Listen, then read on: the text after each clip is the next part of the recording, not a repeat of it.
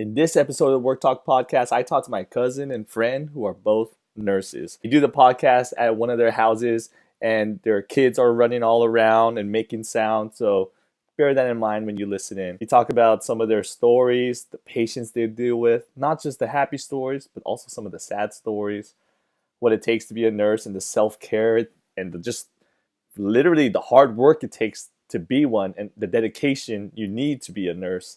But we really just have fun. They busted out a bottle of wine and we really just had a casual talk. We almost forgot that we were doing a podcast, but this is what you guys could expect. Check it out, the Nurses Pod Sesh right now. With my cousin, Rae Jeanne, and friend, Rae Jeanne. Hey everybody, welcome to the Work Talk podcast. And we're just having a good time. I'm here with my cousin, my friend, the nurses. Hello. Cheers. Cheers. Eyeballs. So now you guys know why nurses are so happy, listeners. They're actually drinking wine. Eat mostly. Oh yeah, that's our thing. They're drinking wine. I'm like, damn, that's a good idea. Staying loose. I got some more for you if you want. Yeah, push it through the webcam. Yeah. So they're filming at their house and their kids are around. So in case you hear toys and like kids screaming, you know what it is. There you go, just like that. You get a glimpse inside motherhood too. So tell us about your work. Okay, you go first. It got serious all of a sudden. It got serious. You go first. Well, think about this. Well, how I explain to Belle, who's my 5-year-old daughter, is I help people who are sick. And I'm a postpartum nurse, so I tell her I teach mommies how to be mommies, basically. Nice, yeah. So like eventually when I have kids, then I know I'll go to Rae Jeanne for some advice. Yeah. Well, you know how to change diapers and everything. Yeah, I got that down. To me, the whole thing that's kind of scary is like, how do I take care of my wife who will be pregnant? I feel like the baby I'll be able to be good. That. Okay, you take care of me for that one. We'll talk offline when we're like hanging out at a party. So I'm a home health nurse, and patients are being discharged to homes, and sometimes they're still not 100%. And so we're kind of that bridge to make sure that they get their medications. Sometimes they have antibiotics at home. Sometimes they're still on IVs. And so we kind of instruct the patients and the families to get involved with setting up their medication, like pill boxes, or even doing wound care. That's something you like. I love wound care. Okay, so, yeah. We do that at home. And then they follow up with their primary care. So we're kind of like the eyes and ears at the patient's home.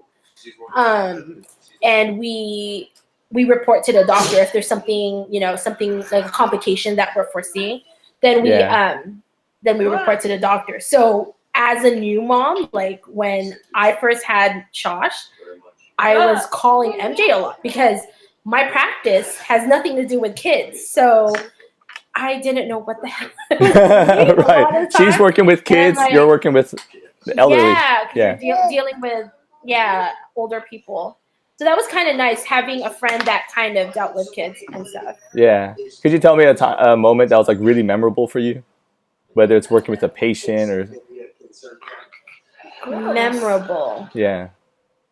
Oh, so because of what I do, the nature of what I do, it can kind of get monotonous because before I was a nurse, I was doing caregiving. And so that kind of got me used to visiting people at their homes. So while I was doing nursing school, that was what my job was, a caregiver.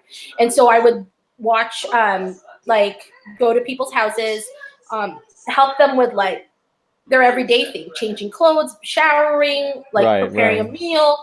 And then now it kind of made like a full circle where now I'm actually a nurse seeing a different level and visiting them.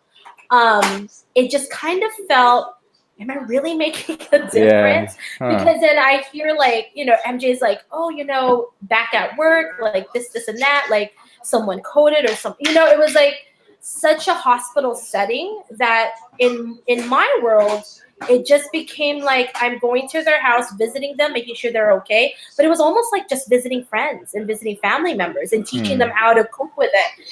This is like, it just, got like a routine. And this person, I was supposed to do a lab draw. And I know it's one of those things that's like, you don't want them to have a complication. But in this situation, it kind of made me remember why I became a nurse. This person was doing okay. He spiked up a fever, but his eyes rolled back of his head. Shoot. Yeah, see, that's why I can't be a nurse. I'm too scared, man. I'm like, I don't know. Yeah. And see, in the hospital, you have support. You have respiratory therapists. You have people from ICU and ER that jumps and forms a team and come to see you and help you out with that person that's coding. But in this case, it's just like, it's just you. I'm home in his house, not knowing where things are at. I have my hands and the stuff in my bag. So what can I do? So I call, put it on speaker, start giving chest compressions. I feel 4 pulses. There's no pulse. He's not breathing right. I'm calling 911 as I'm counting, and I'm having the daughter come in, and like it just, it's a sad moment for the family, and it still pains me because I still remember it, but it made me tear up a little bit because like, yes, this is why I became a nurse. Like, oh my God, I'm a nurse. But yeah, that was one of the memorable moments. Yeah. Oh, you saved them. You saved them, right? No, I didn't. Oh. See, that's the hard thing about nursing. Like, does that happen? You do everything that you can. You do everything that you were taught at these classes, and sometimes it doesn't work out. You did your best, but that's how life is. I always feel like whenever you experience that first code, that always sticks to you and it haunts you. Dude, it haunts you. Great. It's like one of those intense. Like. Yeah, it does. What was your first code? I'm like curious. What was your first code? I haven't told you about. It was. They don't know. But they don't know. Yes. Oh yeah, we forgot. There's other people going to be listening to this. I thought it was just a conversation. We're getting I'm getting so casual already. I have fans out there that wants to know, what was your first code, MJ? Oh, it was a time I was still working at a skilled nursing facility. I think I was on my own for not even 2 weeks. And I came into work, it's the beginning of my shift, PM shift, and I saw my supervisor was already assessing this patient. So I'm like, good. Okay. My supervisor's on it.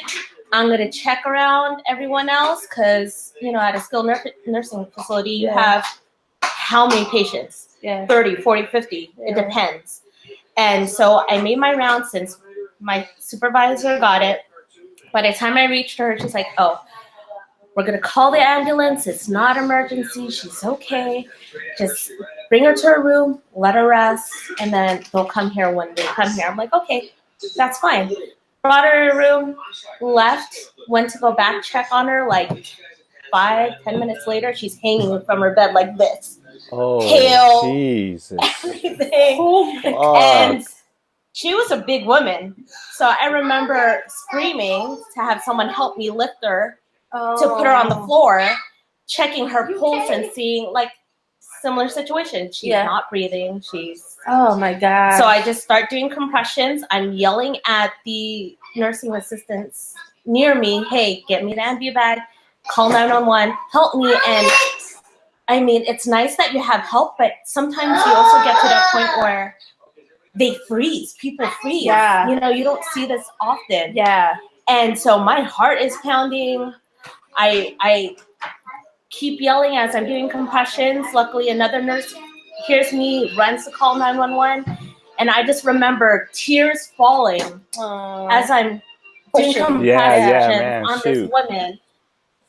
Trying to look at her whole body, seeing if there's anything else that's going on with her, and noticing that her stomach, she's a tall, usually like slender woman that I remember her to be, but her stomach was bloated, so bloated. And I'm like, why is that? She had abrupt aortic aneurysm. So that sucks. Yes. That's one of the things that you guys can't catch. Right? Yes, unless you have an ultrasound. Yeah. And I just remember like giving compressions until other nurses came to relieve me because I felt like it was forever that I was doing these compressions. I was a mess. I was crying. And then they had to relieve me. And I remember trying to, get all the other residents away. Yeah. Luckily, the ambulance came in. And just remember seeing, all the ambulance and the firefighters, like, giving her medications and putting up all the, I can't even think. Yeah, but, like, just checking on her. And it was the longest 20, 30 minutes of my life. And I just remember going home and just crying my eyes out. And you know me, I'm not a big crier, but this just stuck to me so much. Like, it haunts me still to this day. Just remember it. Yeah. I think, though, it's crazy. Each person that's died on my watch has always stuck. Mm-hmm. Like, there's not one person that I forgot. Yeah.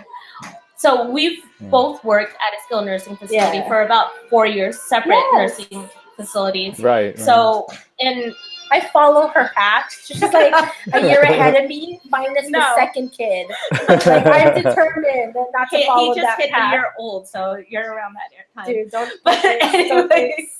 Dude, but then I'm just thinking about, see, you guys were talking about it, and all of a sudden you're laughing about it, and I'm just like tearing up, like, oh my God. I keep thinking, like, it's funny whenever I hang out with you guys and, like, nurses, and I always feel like, okay, helping people get better, but I forgot the other side of it, which is sometimes people die. Yeah, well, in a skilled nursing facility, you sort of have hospice patients there, and some people are sent there to pass. Yes. And the only thing you are meant to do for them is make sure it's comfortable. Yes. That the family is taken care of, that they're taken care of, that they're dying with dignity.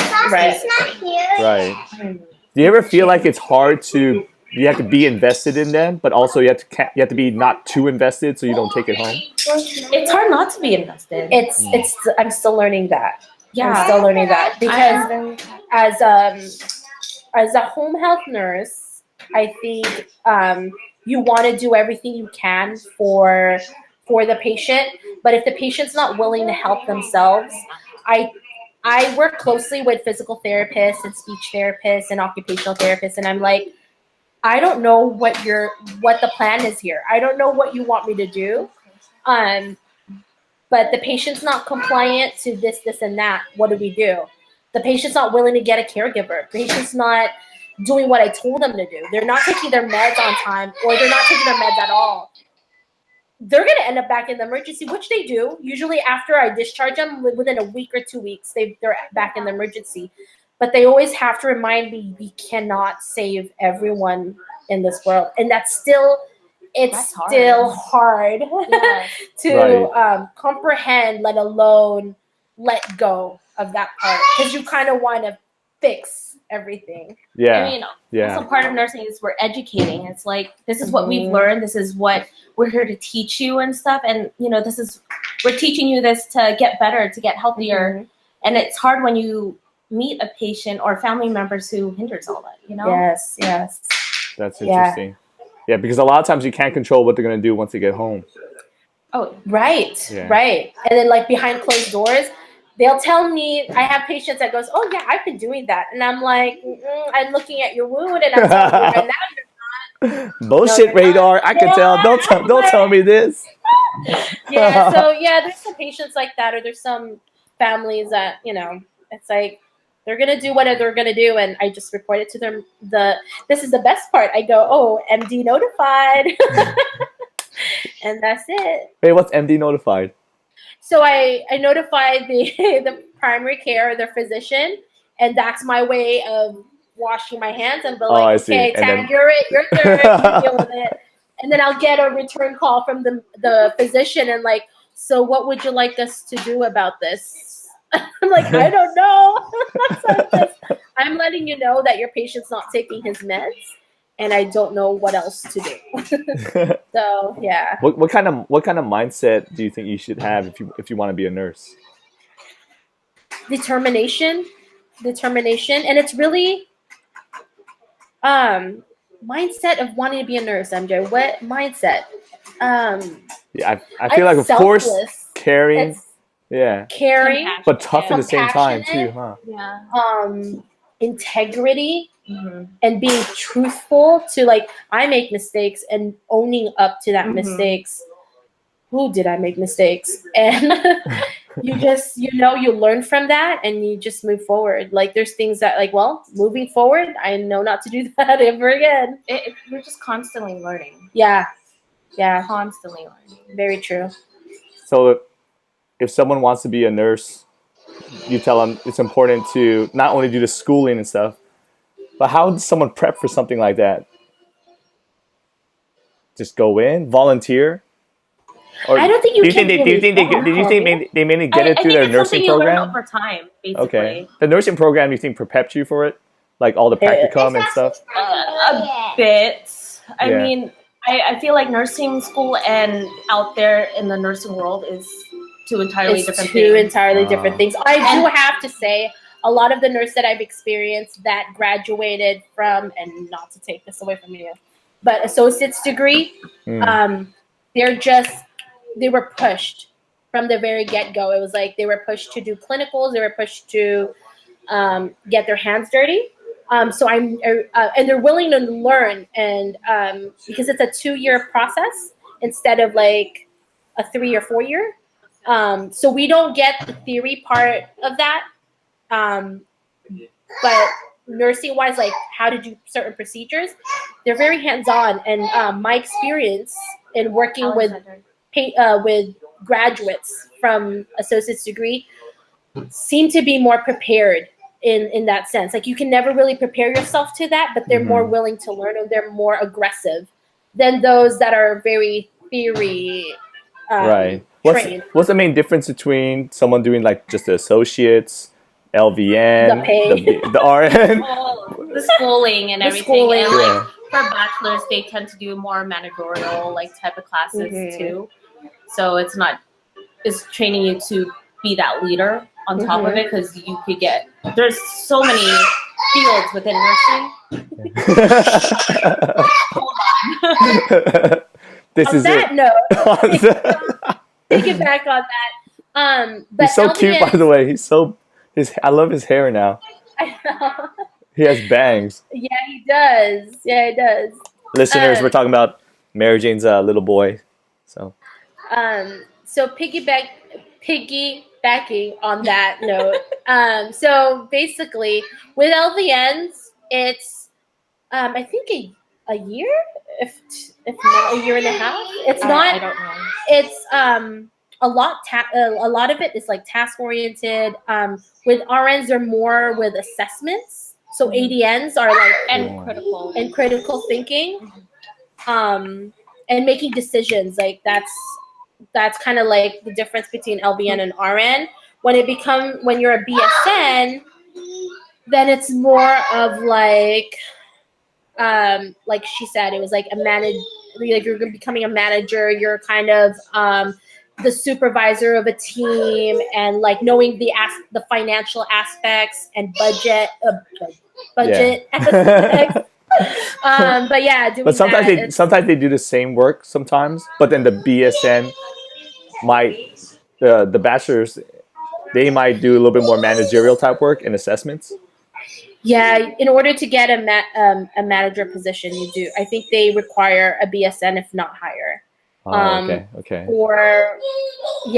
But nowadays, I'm not seeing a lot of places that are accepting ADNs, let alone LVNs. I work for a hospital that doesn't accept LVNs. We have LVNs that are working with us, and they're either being floated to do other positions, or one of them actually graduated with an ADN. And now is working on her BSN. So even for myself, who has an associate's degree, I am required to finish school or my BSN within the 3 years or 4 years of being hired. Okay. So and the ADN's associate's degree in nursing. Yeah. Okay. So they're kind of requiring a BSN now, is what I'm hearing. How's the job market like? I always hear that in nursing, it could be very competitive, and some people have to work at maybe a place that you don't want to work at to build the experience. Or some people say you have to work like outside of the Bay Area and then get experience, then come to the Bay Area with that experience. Yeah. I agree. Our camera's It's a moving. movie, yeah. Was the kid? I just saw it moving. I assume it's one of the We're babies. just going with the flow, you know. Yeah. So when we first started, we were forced to kind of get jobs that we were not happy in. I think we got comfortable. Then we got comfortable with it. Let me go get him. Yeah, go ahead. I felt like even though it wasn't a position that we initially wanted, it did help us a lot. It taught us a lot about prioritizing and time management, which is a big thing because that's something you learn throughout time. You don't go to school, you don't learn that at school a lot of times. It goes through experience. Yeah. Hey, what about I work at a community college and a lot of students want to go into nursing, but sometimes they don't get in the program. Would you say they should have like a plan B or do you think they should just keep trying? Like, what advice would you tell them for those Keep that are trying, trying? but every situation is different, I feel. There's some people who could wait until they get into that nursing program. Yeah, that's when I And there's usually some tell them, people- like, how bad do you want it? If so, Exactly. maybe you get a job to help your finances, then you try to get in the program. But some people decide, like, I'm just going to go into, like, public health education or something. I don't know. It depends how bad they want it, or I don't know. Yeah. I don't know what else to say to them. And, and the situation, some people have families, some people don't. Some people are in debt and need to need a good job to pay all that debt. So yeah, it always depends and on any experience is good experience. I was told that once you go on the SNF, you're gonna end up in the SNF. Oh no, you don't. Don't listen to them. I'm in the hospital now. Not necessarily in the hospital, but even MJ, she's in the hospital now. Yeah. So it's not like they have these theories that once you're a skilled nursing facility, you're going to stay there forever. And it's not. I think the ones that make it are the ones that want it more, the ones that really put themselves out there. And yeah, it doesn't end there. Just because you learn so many things from being a skilled nursing facility nurse, time management, passing medications as safely as you can. Let me back up. What's a skilled? Say it again. A skilled nursing facility nurse. Yeah. So what's that? skilled nursing facility. Mind you, when I was in the acute, subacute station, we had maybe 20 patients, 16 to 20 patients roughly. At night, for knock shift, I had 44.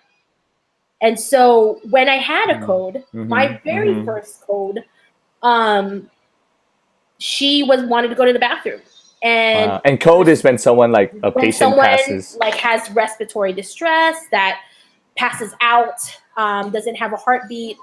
And so she basically, or this patient of mine, wanted to use the bathroom, and then the nursing aide came up to me and was like, she's not, oh my gosh, she's not. And I'm like, what is it? She's like, you need to come now. Oh, she's like, fuck, panic mode. Yeah. Like, so fuck. I have 44 patients. The other nurses have like 38 or so, right? Yeah. And this is like on busy days, we have like 44. So I'm rushing to the patient's room, and she was like trying to blabber something. And I'm like, I think she's stroking out on me, or she's like having a heart. I don't know, something's wrong. So she finally passes out, no heartbeat. We get a board underneath her, start doing chest compressions. Someone gets the ambu bag. We worked as a team. My other nurses was running around the hallway. What's her code? What's her code? And I'm like, oh my God, these are the nurses I work with. What the hell am I getting myself into? You would have wanted them to kind of like step up and help out somewhere. In an ideal world, they would have called 911 for me, check her code on her chart, and start, going from there. But I knew her code because if you're a DNR or whatnot, which is like do not resuscitate, they usually have a band, and she did it. She was a full code, so we did CPR on her. But yeah, that was the craziest thing, because you're like, Now what? You have 43 other patients, but you can't just take a break, right? Like after that, you're all sweaty, sometimes in tears. I'm like, then we go back to like routine and like past tense. That's what I'm saying. That's what I'm saying. When you guys were talking about one of your stories, and all of a sudden you were like laughing, just like that. And I'm still like, gee, I see someone choking on a cheeseburger. I'm like, oh shit, what do we do? Oh, the best person to have is this one. Every time her daughter chokes, though, like, come on, Belle.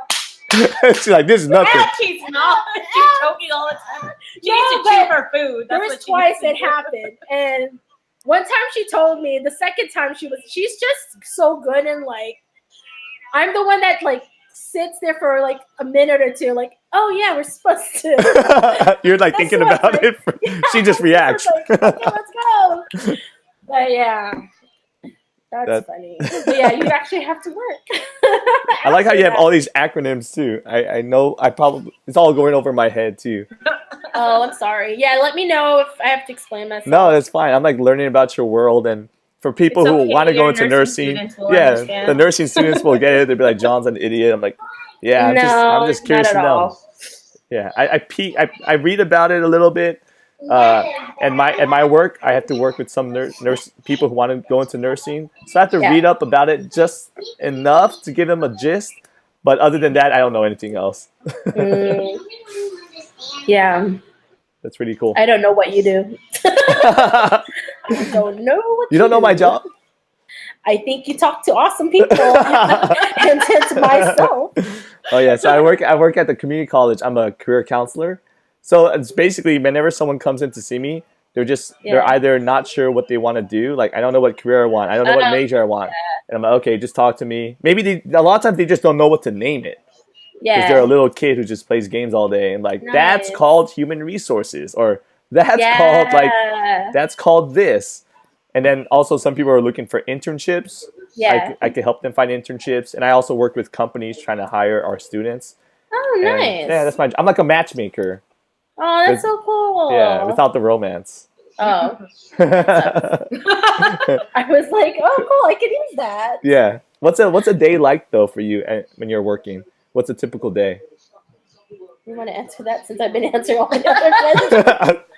Like, it's, I don't know. Here, let me just share the podcast. I assume it's not like you're dealing with people with those stories you told me like on a daily basis, right?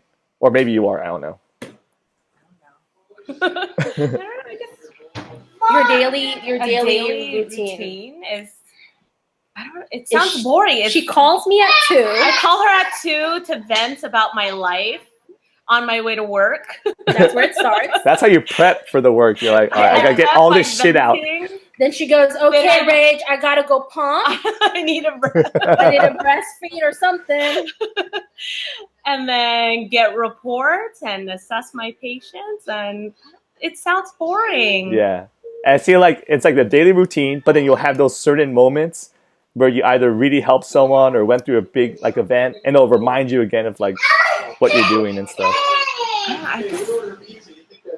From where I was to where I am now, I love being a postpartum nurse. I get to deal with. Come here, honey.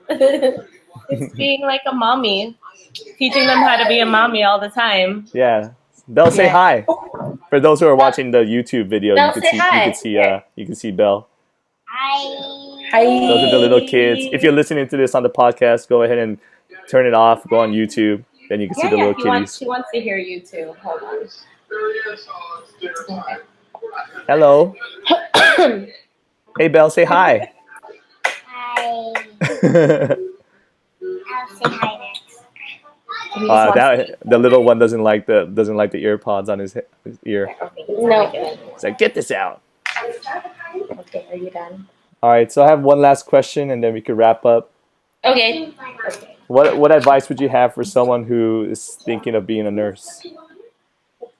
Save up. Save up. Say goodbye to your friends. Say goodbye to your loved ones. Oh, yes, I'm ready. Are you telling them?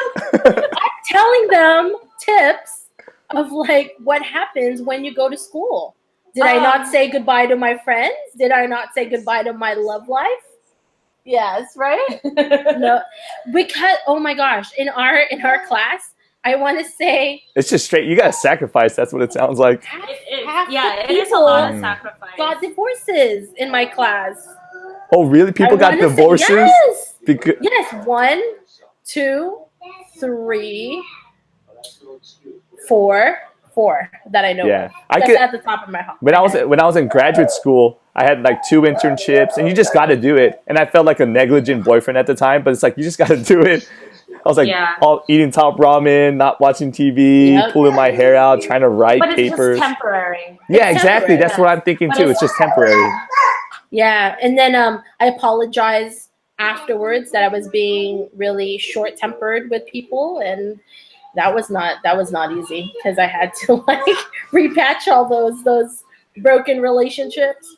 But yeah, it becomes tough because the best thing that you can do is if you have a class that, and I was blessed with We a were class very blessed full. with a great class. Yeah, our class had each other's backs. When half of us failed a test, we all walked together because how in the world would half a class fail a test? And not a lot of schools would like consider that. But I'm like, I Right. think your teachers, Like something's not going. If teaching. half of them. yeah, if Yeah. half of us is failing, you guys are failing to teach. Hmm. So if you are showing that you guys are teaching us the right things and the things that we need to know, you can't test us on things that you didn't teach us in, you know? And so our class was very supportive with one another, and till this day we still get together. And this That's is dope. whoa, hold on, let me think about this. 2018. Oh my god, 8 years ago. Mhm. Holy crap. 8 years ago. Damn. We still get Time together. flies. Yeah, time flies. So we still support each other. We still call each other on birthdays, and yeah, having a good support. These are the people that are gonna be breathing, eating with you. Like they are people you cry with. We go to the emergency department for each other. There was how many people went to ED for chest pain? I was one of them. I have to admit, I was one of them. And my friends, my what do you call that? Classmates helped me through this, and probably wouldn't be here without them and MJ. Self care is important as well as happy hours. Definitely. I think that's the way to Happy succeed. hour is a big thing. Yeah. Yes. It's cheap and it's good. But it's worth it at the end, yeah. Yeah. It's good. It's a solid job, good pay. You're doing when I good go work. to New York, it's all worth it. It's worth it. I think so. Yeah. I feel like everyone like has their own battle story, war story going into nursing school and coming out of it. you know? Yeah. Yeah. So it takes a great person to actually take that power and use it for good, and advocate for your patients, advocate for your family. That was one thing that, you know, as a nurse, you come home and you're not just a nurse on the floor. You're a nurse at home.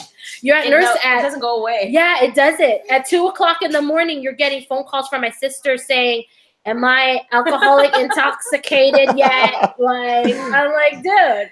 Oh, we all get those calls. Yeah, Yeah. it does not go away. Should I go to the doctors for this? Oh my gosh. Even I- even at the like you get all these like naked sex whatever. Like, does this look normal? I'm like, I haven't ew. got those yet, so please send them over. Oh, sorry. I've been sending those pics. I thought I wasn't sure if it was just a pimple. I'm like, No, I'm just that's kidding. the That's most nasty. action I've gotten, but no, I have not seen those yet. It's okay. That's But funny. yeah, All right. yeah.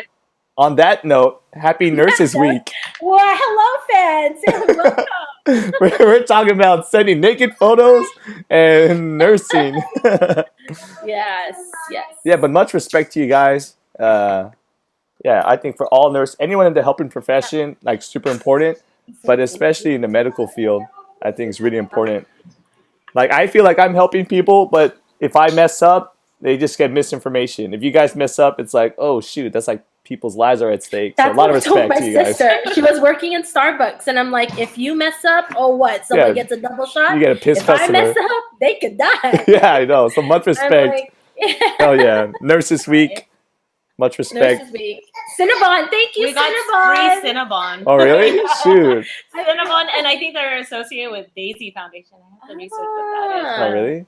All right. Every year we get free Every Cinnabon. Nurses Week, we get Cinnabon. So don't forget. That's another perk.